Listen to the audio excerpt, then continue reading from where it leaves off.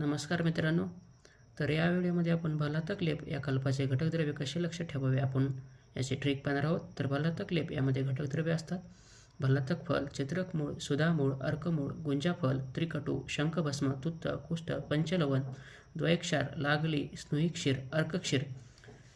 तर याची ट्रिक अशी आहे,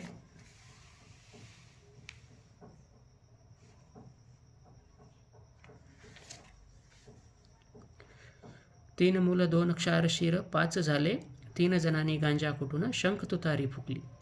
तीन मूल दोन क्षार शिर पाच झाले, तीन जणांनी गांजा कुटून शंख तुतारी फुकली।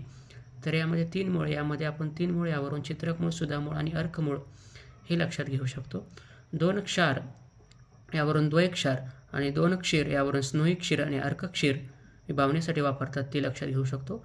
पाच झाले यापासून पाच यापासून आपण पंचलवण, तीन यापासून आपण त्रिकटू, गांजा यापासून गुंजाफल, कुटून यापासून कुष्ठ आणि शंखभस्म या आणि तुतारी यावरून तुत्थ, फुंकली यावरून लागली हे लक्षात आपण ठेवू शकतो। अशाच नवनवीन व्हिडिओसाठी ट्रिकसाठी आपल्या चॅनलला सबस्क्राईब करा। धन्यवाद।